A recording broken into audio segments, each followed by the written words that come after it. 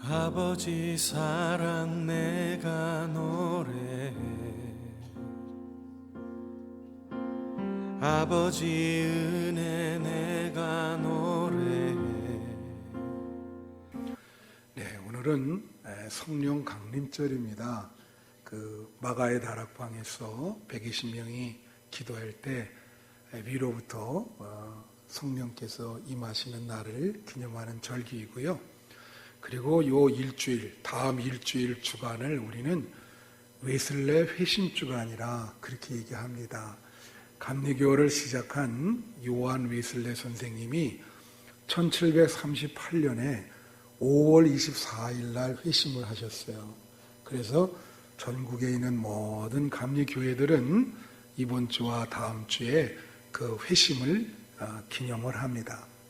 그래서 오늘 저는 성령 강림절이기도 하고 또 회심 주간이기도 하기 때문에 회심에 대해서 한 2주 동안 말씀드리고 그 이후에는 성령에 대해서 또 여러분과 은혜를 받으려고 합니다. 요한 웨슬레 선생님이 평생 동안 일기를 쓰셨어요. 이거 어렵죠, 여러분. 평생 일기 쓰는 사람이 있긴 있더라고요, 보니까. 저는 그렇게는 못하는데, 그래서 그가 일기가 남긴 책으로 이렇게 남겼는데, 그분이 몇 월 며칠 날 뭐 했는지 거기 다 나와 있습니다. 그리고 그 일기는 주로 자기의 그 어떤 신앙에 대해서 썼어요. 자기 신앙이 어떻게 변화가 됐고, 내 신앙이 이제 뭐 자꾸 이렇게 쇠퇴하면 쇠퇴한다 쓰고, 또 부흥한다 그러면 부흥한다 쓰고, 그렇게 일기에 아주 정직하게 쓰여 있습니다. 근데 1738년 5월 24일자 일기에는 이렇게 나와 있습니다. 나는 올드스케이트가의 집회에 마지못해 갔다. 그런데 한 사람이 루터가 쓴 로마서 강해 서문을 읽고 있었다. 8시 45분쯤 돼요.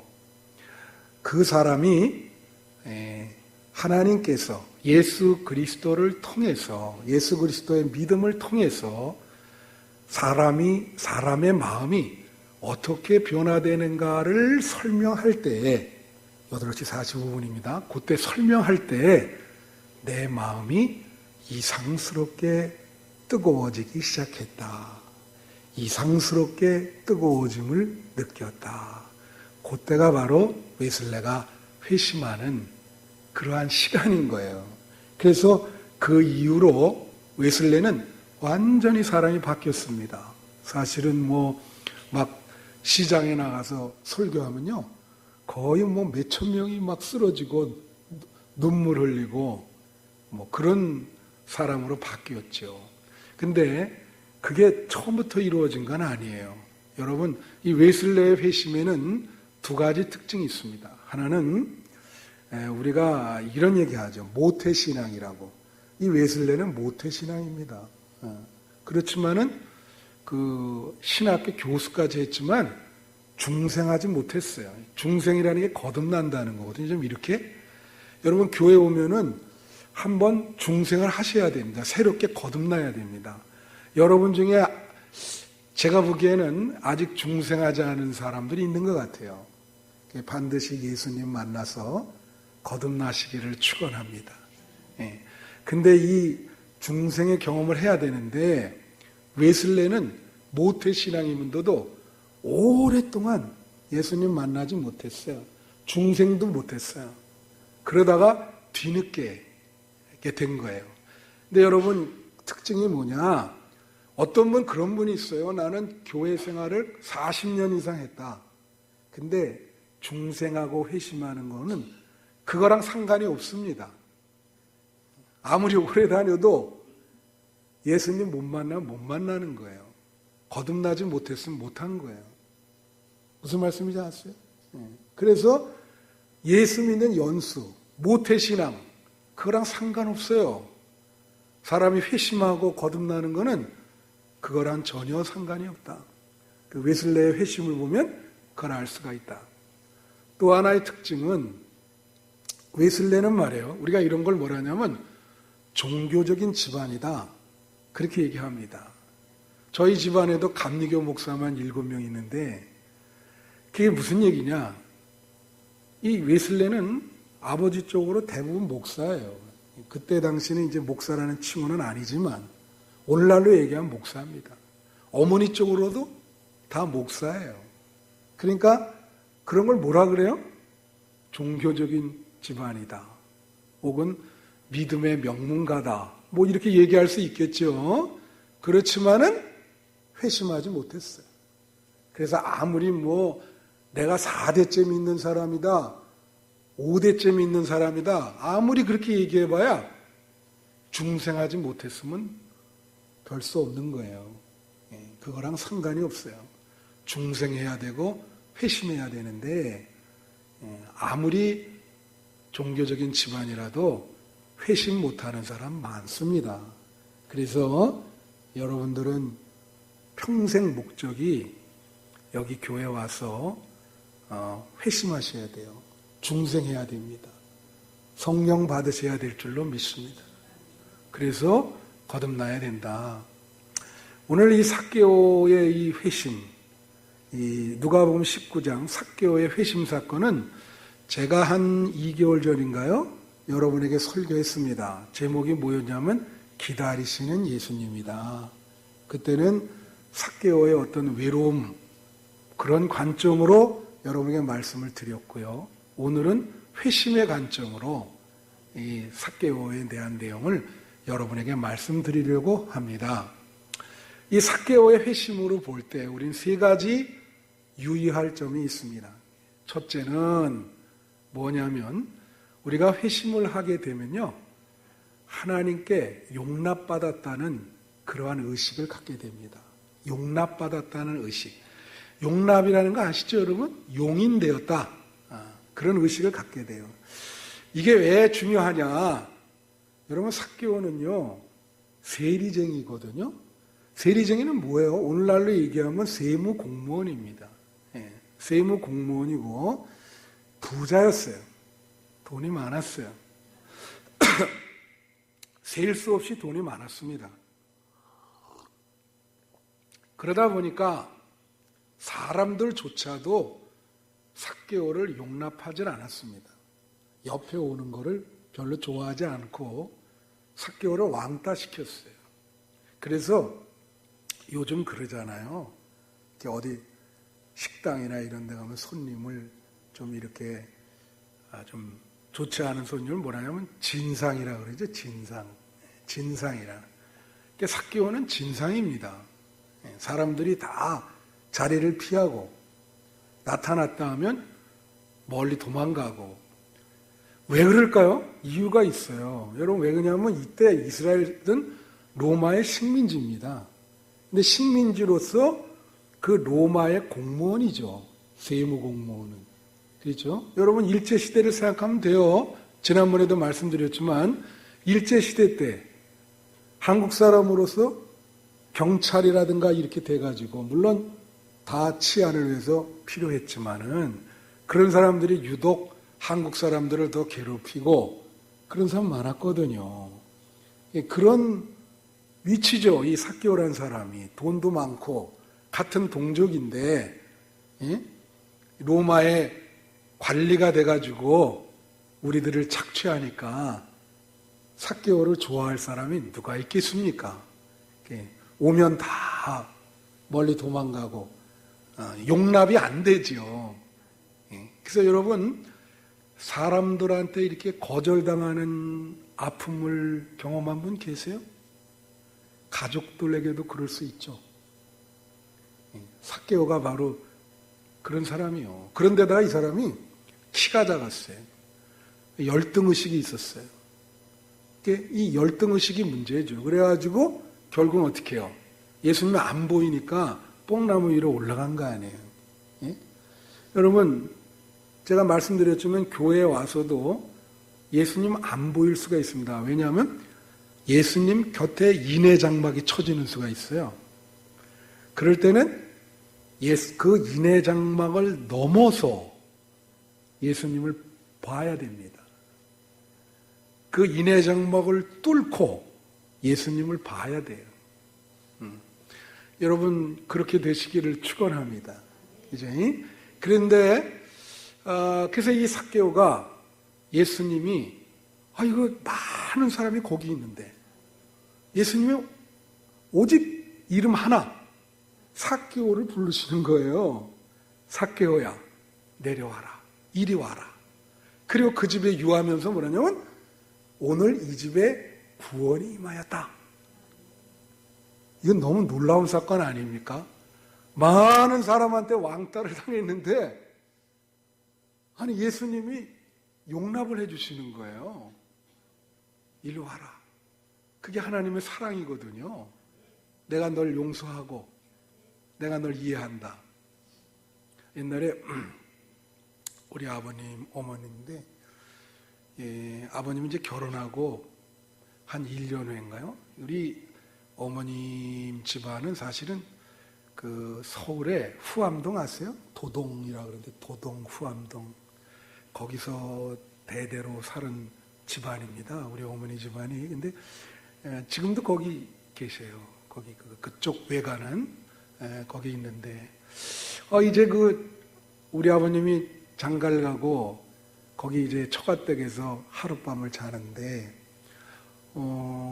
이 밤에 말이에요. 화장실 가다가 거기 대대로 집안에 물려받은 도자기가 있습니다.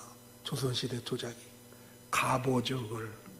그러다가 이렇게 지나가다가 그만 어두우니까 그걸 쳐버렸어요. 그래서 그 값어치를 매길 수도 없는 그 도자기가 깨진 거예요. 그러니까 우리 아버님은 그 다음부터 문 걸어 잠그고 안 나오는 거예요. 그 다음 날이 되는데 얼마나 걱정이 되겠습니까, 그게? 그래 안 그래요? 여러분 그런 경험 있어요? 예? 나도 누님네 가서 이렇게 이거 막 이렇게 돌리다가 이 위에 있는 등 2개를 깨뜨렸어. 근데 얼마나 미안한지 이거 딱 그렇게 하는데 갑자기 아침에 이제 우리 외할머님이지 딱 두들겨 김서방 괜찮으니까 나와서 밥 먹게 그러더라는 거예요. 아니 그 사위를 어떡하겠어요, 그죠? 그래서 나와서 이제 밥 먹는데 괜찮아. 뭐 어쩔 수 없지 뭘 이걸 어떡하겠냐. 그런 거를 용납이라 그러는 거예요. 근데 이걸 우리가 신앙으로 보면 사실 하나님께 우리는 그거보다 더한 죄도 범했거든요. 근데 하나님이 우리를 용납해 주시는 거예요. 여러분 다 실수하죠? 실수 안 하는 사람 어디 있어요? 그걸 다 용납해 주신다니까.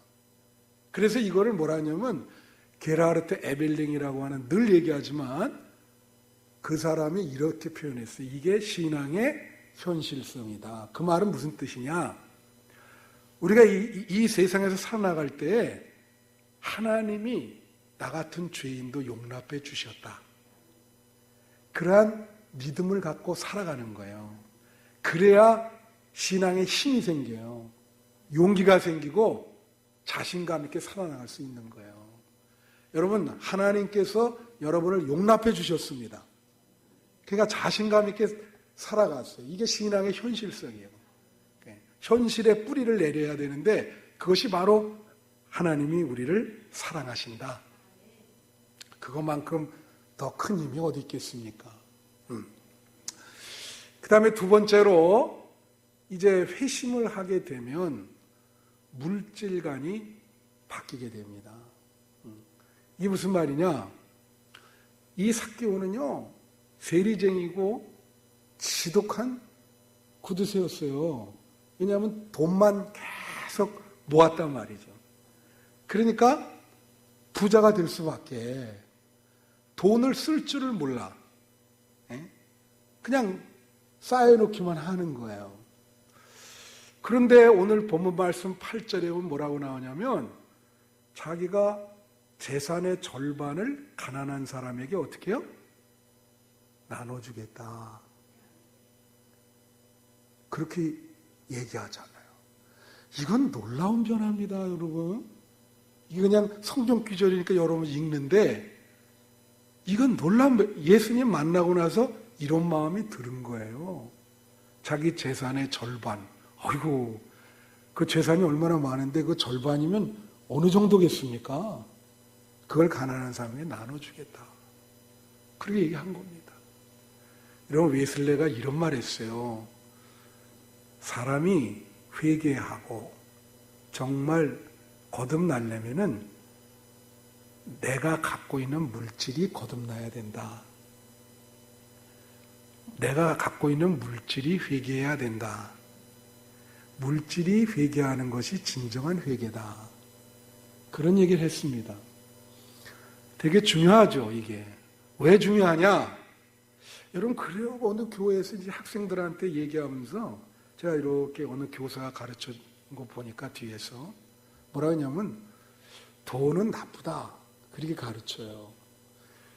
그거는 잘못된 가르침입니다. 여러분, 돈이 나쁜 겁니까? 우리가 너무 돈에 대해서 이렇게 부정적인 의식이 많죠. 여러분, 돈은 중립적인 거예요.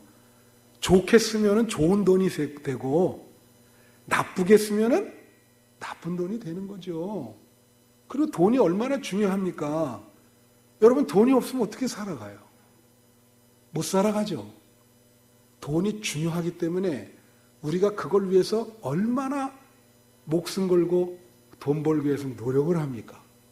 그런데 예수님이 이런 말 했어요. 재물과 하나님을 동시에 섬길 수 없다. 또 무슨 얘기 한지 아세요? 먼저 그의 나라와 그의 의를 구하라. 그러면 내가 이 모든 것을 너에게 더해주겠다. 이 모든 것이 바로 그 먹는 거, 입는 거, 돈이에요, 돈. 예. 여기 순서가 중요해요. 그죠? 하나님이 원하시는 건 딱 그겁니다. 하나님을 돈보다 중요하게 생각하라. 그러면 너의 먹고 사는 문제를 해결해 주시겠다. 근데 사람들이 그렇지 않잖아요. 그거를 돈에 대한 문제조차도 하나님께 의탁해야 되는데, 그래서 여러분, 하나님께 의탁합니까? 여러분, 동방교회에 이런 얘기 있어요. 하나님께서 갖고 있는 것이 본성이 있고 하나님의 본성이 있고 하나님의 능력이 있습니다. 하나님의 본성은 뭐냐? 사랑. 하나님의 본성은 사랑이에요. 근데 우리는 그 하나님의 본성을 아무리 노력해도 하나님처럼 될 수가 없어요. 그건 참 멀리 있습니다. 근데 본성 말고 하나님은 능력을 갖고 계십니다. 근데 그 능력은 우리한테 역사를 하는 거예요. 여러분이 받기만 하면 되는 거예요. 하나님이 능력을 여러분한테 행하거든요.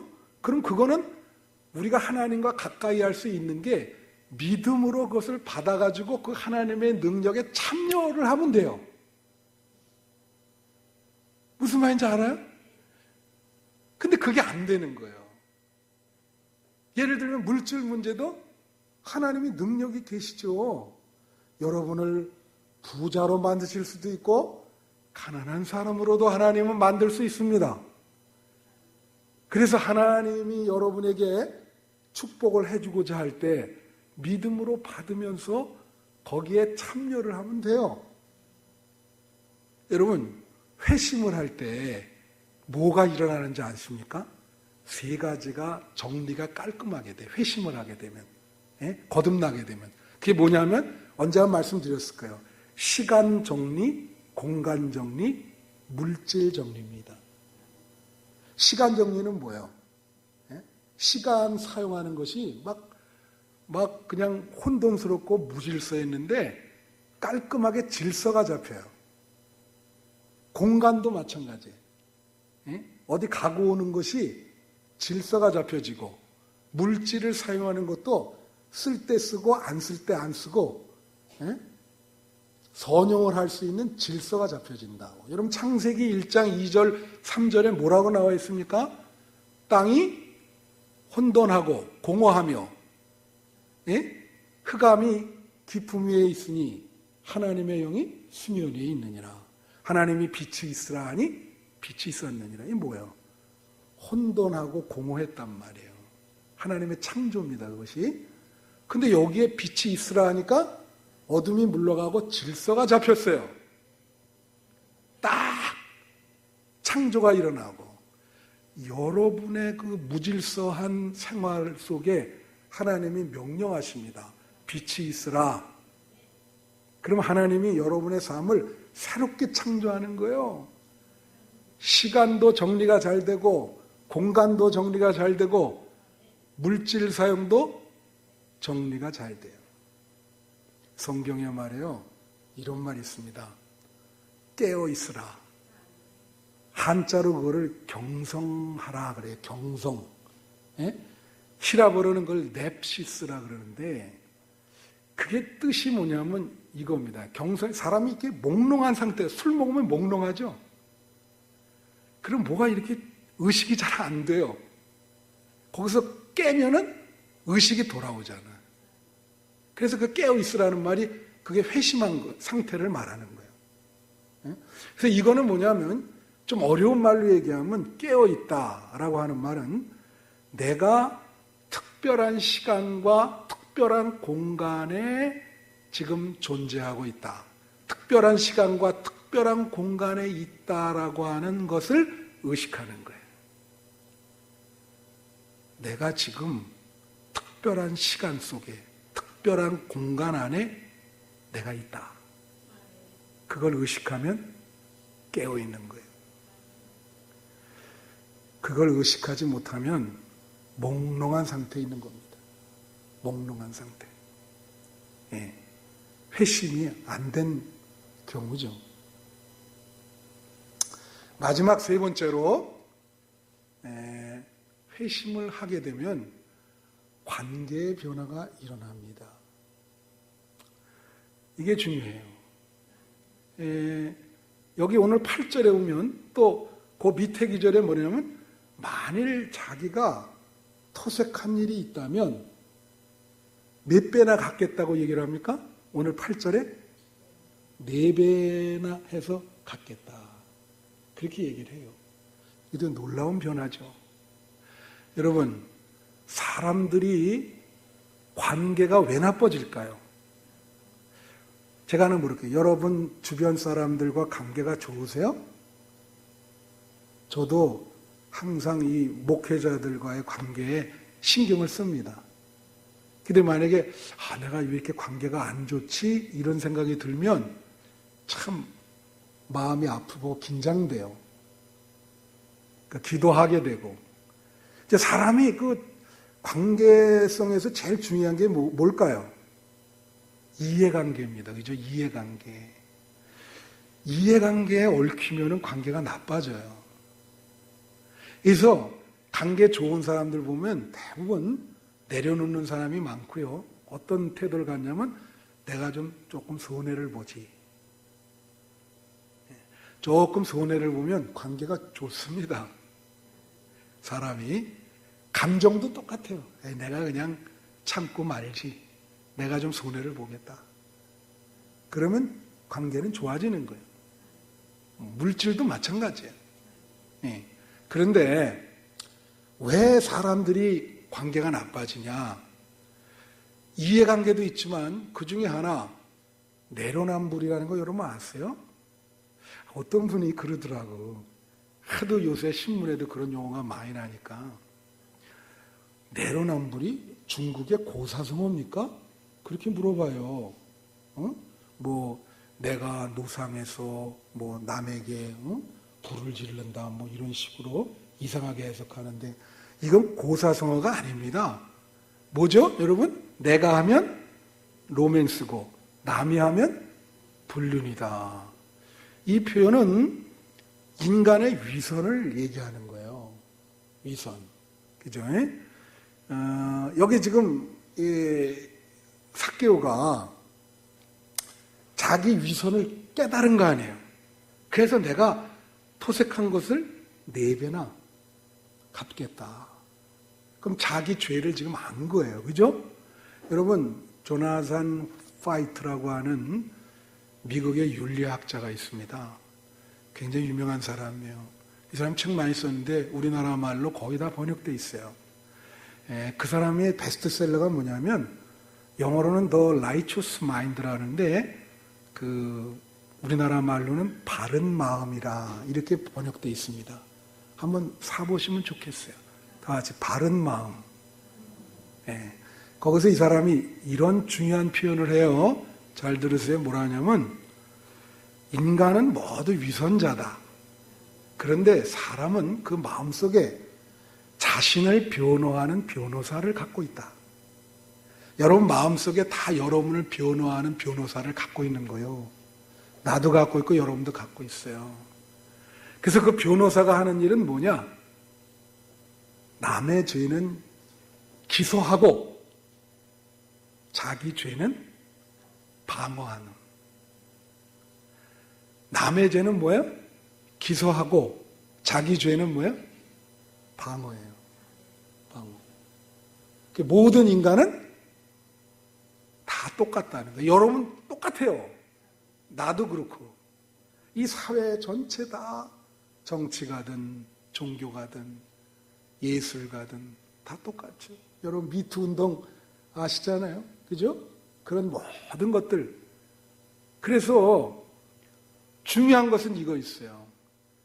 에바 그리우스라는 동방교부가 이런 말을 했습니다. 자, 잘 들으세요. 구원의 출발점은 자기를 정죄하는 것이다. 그랬어요. 따라해 보세요. 구원의 출발점은 자기를 정죄하는 것이다. 남을 정죄하는 게 아니라 여러분 자신을 정죄하라는 거예요. 그러면 구원이 비로소 시작된다는 거예요. 사람이 이렇습니까? 사람들은요, 이 사회는 어떻게 보면 심리적인 게임이에요. 대부분 사람들 어떻게 하는 줄 아세요? 자기 죄는 숨기고 남의 죄는 밝히고. 그죠? 누가 많이 숨기느냐에 따라서 어떤 사람들은 도덕성 가지고 먹고 사는 사람들이 있어요. 근데 그 도덕성이라고 하는 게 사람은 다 똑같은 거예요. 그래서 이런 형태가 되면 안 되죠. 기독교는 자기 죄를 고백하는 거고 자기 죄를 인정하는 겁니다. 하나님 앞에서. 그래야 여러분에게 구원이 있는 거예요. 자기 죄를 가슴을 치면서 하나님 용서해 주세요. 나한테 피해를 본 사람이 있으면 내가 그분께 가서 무릎 꿇고 용서를 빌겠습니다. 하나님, 그것이 우리 기독교입니다. 내가 죄인입니다. 네. 내가 하나님 앞에 지금까지 살아오는 동안 많은 죄를 범했습니다. 많은 사람들 아프게 했습니다. 그렇게 고백하는 것이 구원의 출발입니다. 삭개오는 비로소 구원을 받은 거예요. 그러니까 예수님이 이걸 들으시면서 이 집에 오늘 구원이 임했다. 그렇게 말씀하시잖아요. 삭개오가 자기 죄를 인정하니까 그렇게 얘기하시잖아요. 그래서 진정한 회심이 무엇인가? 그것을 여러분에게 말씀드렸습니다. 오늘 이 삭개오 사건을 보면서 우리는 하나님 앞에 정말로 겸손하고 우리를 높일 수도 있는 분이 하나님이시고 낮출 수도 있는 분이 하나님이시다. 그것을 명심하시고 진정으로 회심하시는 여러분 되시기를 축원합니다. 우리 기도하겠습니다. 3분 동안.